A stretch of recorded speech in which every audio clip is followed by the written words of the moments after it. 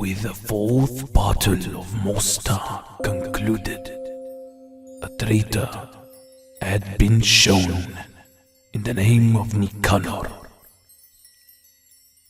He had not shown the bravery required to succeed the bishopric and was jailed for his cowardice.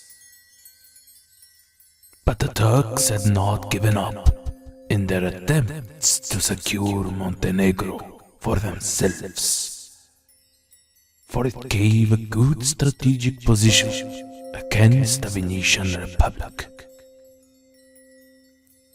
And it was this drive that would bring them to employ greater means to subdue the people of the Black Mountain.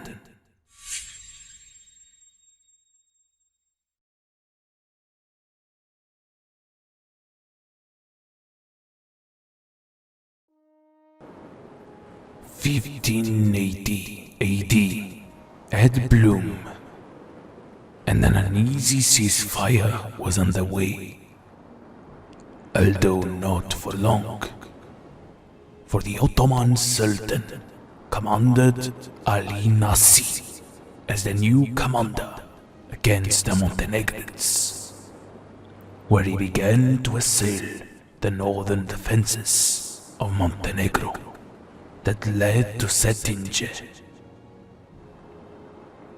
With the capture of Nicanor, Parmije, now along with Mostar's ruling council, looked after the province of Herzegovina, independently of the bishopric in Cetinje.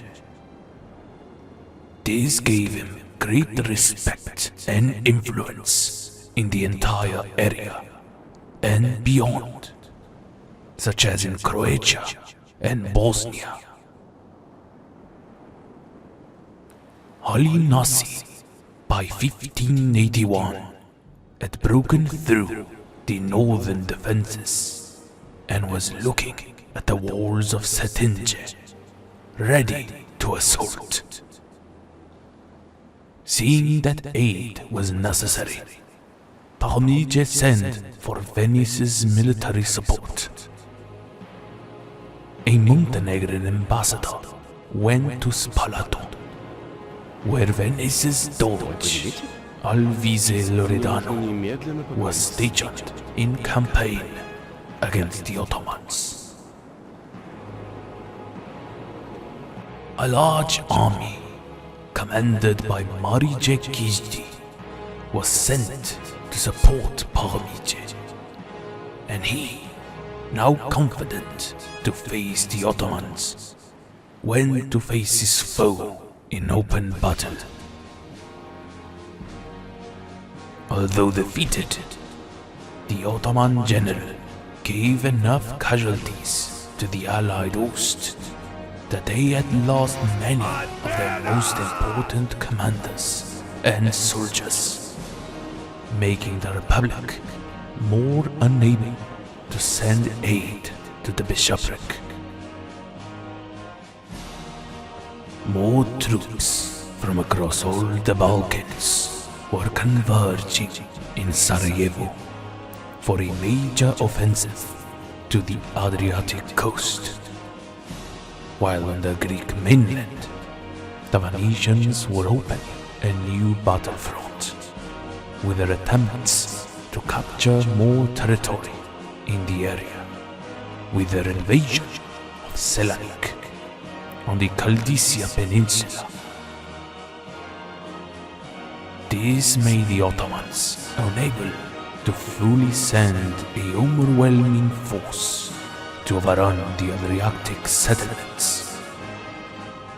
But still, an offensive was still made, and in 1582, Ali Nasi was once again on the walls of Cetinje. Parmije, this time on Mostar, gathered the Dimi on the city and marched to relieve Cetinje from the siege. Ali Nasi quickly went to battle and charged the Mostar army. But Pachomice's position was well guarded, and after a small volley of his troops, the enemy went away in defeat. This battle made Pachomice able to restore the broken fortifications in the north, making the Turk advance much more difficult. On the year of 5083 AD, three armies threatened to attack Montenegro and Herzegovina. By the command of the general Selim Reis, Piri Sinan on Mostar, and Abdul Melik in Cetinje, while Ali Nassi was gathering more forces to make an attack upon the west into Venetian lands, beginning his attack on Spalato. Pachomice called upon his tribal dukes to rally their clans to war, while from Venice came a couple of cannon to aid in the war effort. Confident due to his previous campaigns in Herzegovina, Pachomice went to battle, even against the advice of his witch that warned him of a great evil coming. After some weeks of siege, Pachomice arrived on Mostar to relieve the city, where the 5th Battle of Mostar began.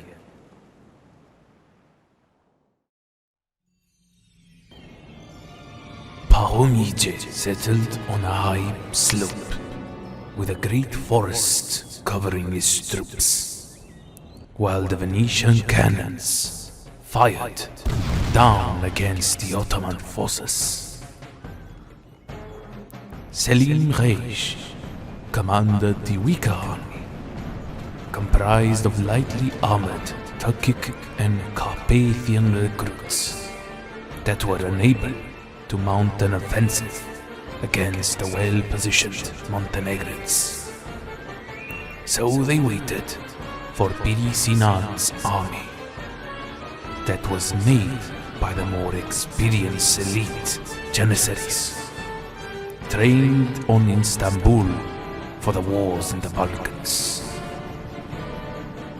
Sinan force-marched his troops, making them unable to bring their cannons to the battle, giving Pachomice a unique position to harass the Ottoman forces without fear of retaliation. While Sinan's army was on its way, Pachomice sent his cavalry to harass Selim's troops, hoping to bring them closer to the forest so that they could be ambushed. But the Ottoman general didn't fall for the ruse, so he ordered his troops to stay still in their formations.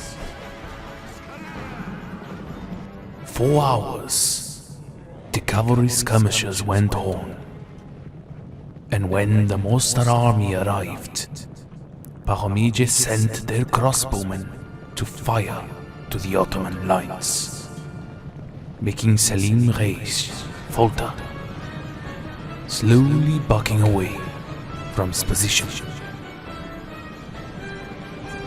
But by that time, Piri Sinan's arrived, giving new morale to the weakened army. While the two armies converged, the Venetian cannons fired their last ammunition to the closely drawn Turkic ranks, leaving many dead. Then, in one of the cavalry skirmishes, some Akinjis caught up with the Demi cavalry, and a big melee ensued, in where both forces realized that the moment was on. So Pahomije and the Ottoman generals sent their forces to reinforce the melee. The Mostar army charged down the Ottomans, but they failed to break the strong cavalry charge from the Sipahi cavalry, ending themselves routed. While on the command post, some Janissary cavalry reached the Venetian cannons, where Pahomije went for their rescue. The Montenegrins sprang from their hiding places, dealing many casualties to the Ottomans.